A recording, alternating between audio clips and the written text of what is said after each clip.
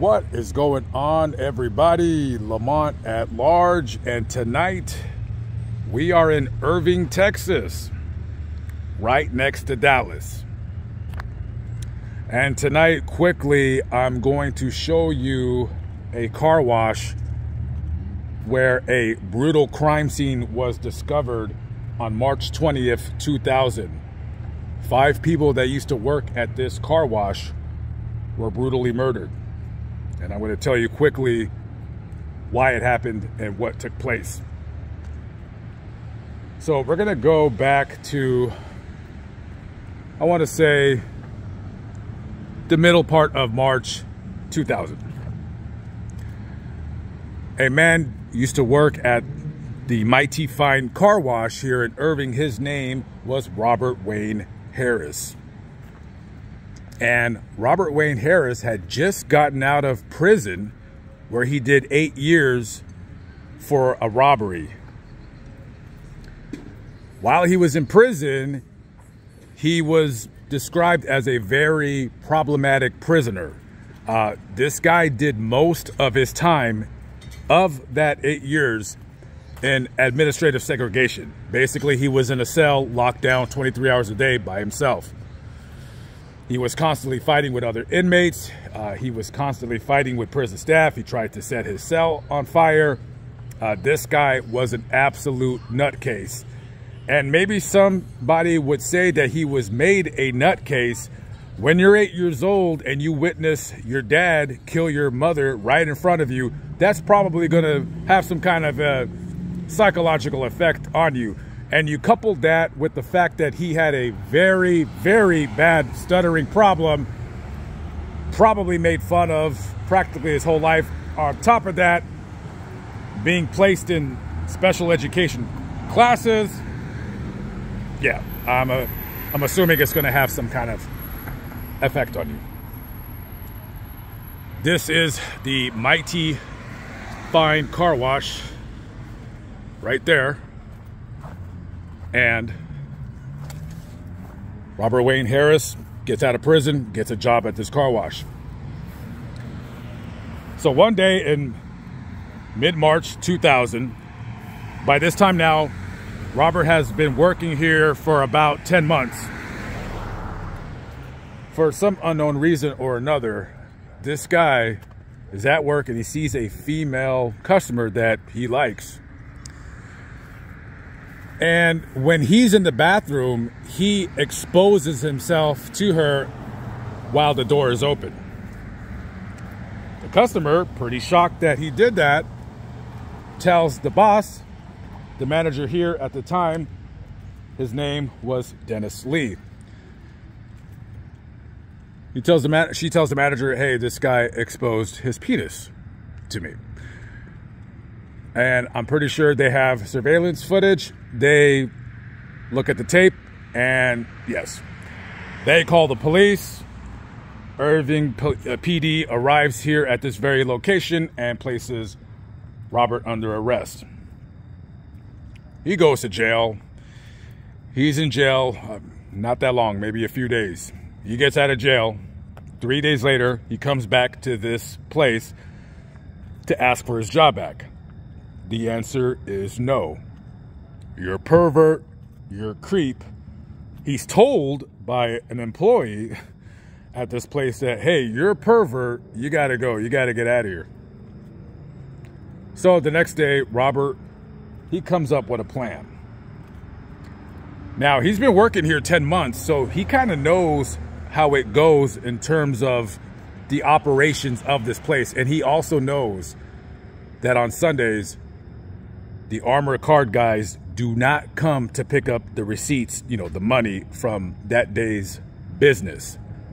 So he makes a plan to rob this place because he knows that there's going to be at least $3,000 or $4,000 in the safe, plus whatever change they give the cashiers.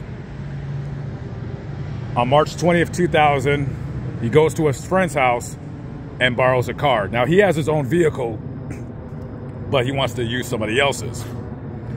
And then he contacts a family member friend, or a friend of a family member, to borrow a gun. He's going to come back here and he's going to rob the joint.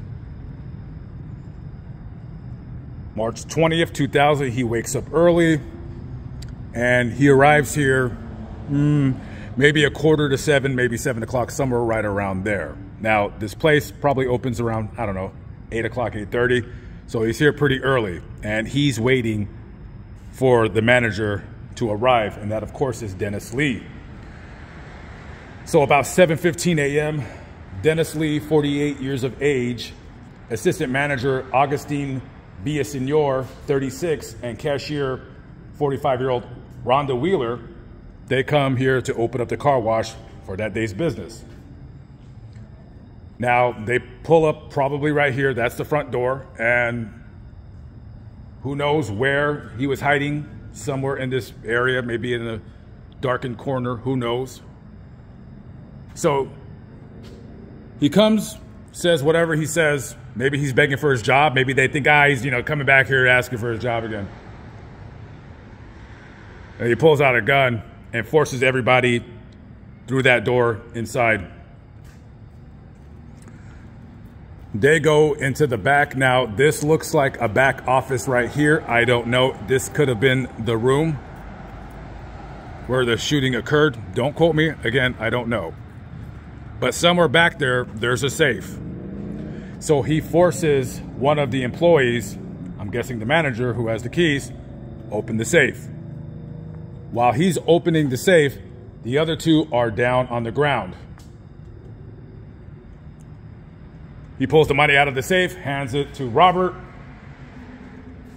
and Robert shoots each and every single one, execution style.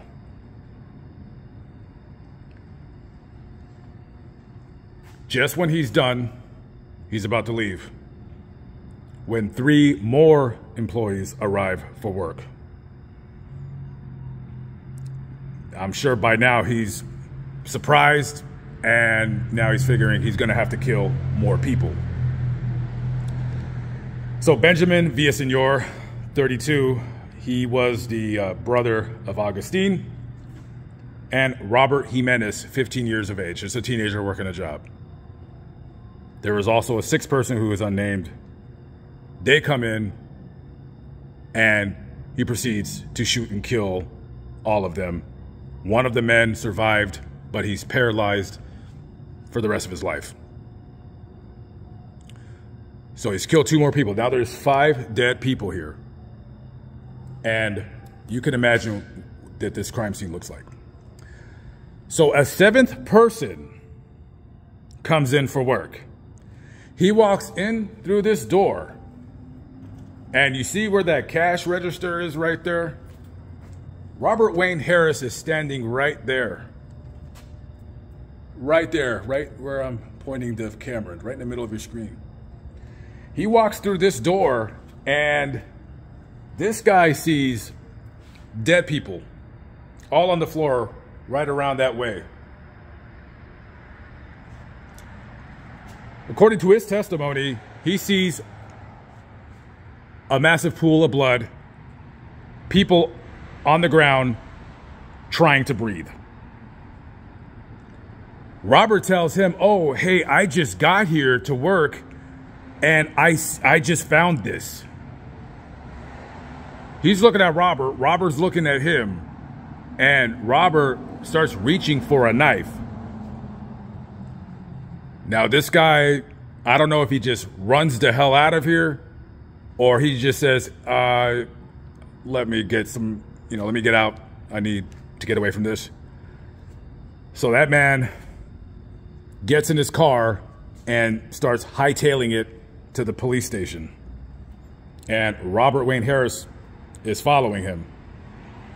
Now, eventually, 911 is called, and all Robert said was, I came to work and I seen some dead people. He hangs up the phone and he just skedaddles. By the time Irving police arrived to the scene, I mean, it is absolutely a bloodbath. So eventually they put out a APB out on Robert Wayne Harris, and I believe the next day they catch him holed up in a hotel somewhere in the area. Altogether, this guy got away with $4,000, murders 5 people for $4,000 because he's a homicidal pervert. So he's quickly arrested, and while he's at the station, you know, they pretty much got him. I'm sure there's cameras in here. I'm sure there's some kind of video. So as they're interrogating him, you know, he's already killed 5 people. Well, actually, make it 6. He tells the detectives, well, you know, since I'm already probably gonna get the death penalty, about 4 months ago, I murdered Sandra Scott. That's an unsolved murder that's been on your guys' docket. So he takes him to a secluded wooded area where they discovered the remains of Sandra Scott. He tells the police, I murdered her because she stole $200 from my wallet. Now, let me say this really quickly before we segue away from this crime scene to the final part of the video. The brief information available about Robert Wayne Harris that is available on online, there was no curing this guy. Regardless of the fact if, you know, his upbringing turned him into what he was, which is a monster, which looks like it had a very good hand in doing that. You know, we all have, you know, something in our childhood, or, you know, not all of us had the perfect childhood, you know, but we make choices as adults to conduct ourselves in an adult fashion. And this guy, according to a court psychologist, he was diagnosed with aggressive something disorder. The name escapes me, but basically the psychologist said this about Robert Wayne Harris. He does not care about the actions that he commits. He doesn't care about the possible punishment. He doesn't care. Let's just say they would have let him out. Well, he would have gone to Florida and killed his ex-girlfriend, which he was planning on doing. This guy was a homicidal maniac waiting to happen. This guy almost killed his aunt when he was 15 years old with a hammer. He struck her in the back of the head so hard that the hammer broke. There was no controlling this guy. There is no curing this guy. Even in prison, this guy was incorrigible. He was an absolute lunatic. I mean, what other kind of person would come to their job and kill 5 people for $4,000? If this guy wouldn't have killed Sandra Scott and all of these people at this car wash, he would have killed somebody else. I mean, he was destined, in a sense, to murder somebody. And the only punishment that was fit for a demon like that was lethal injection. And 12 years, I believe, after these 5 murders, that sentence was carried out. So we're gonna go about 200 miles south up here to the grave of a man who nobody in his family wanted to claim his body. Now let the prison take care of that.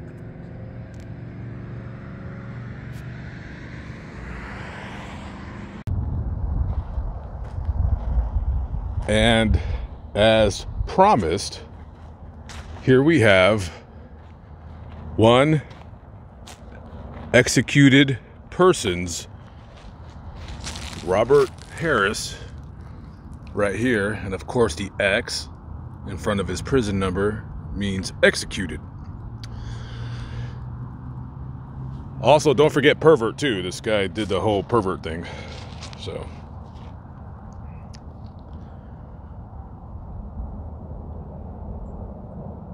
Yeah, this was a very annoying video to do. I tried to do this a couple years ago, and for some unknown reason, the location of where the murders occurred, people just kept constantly just being annoying.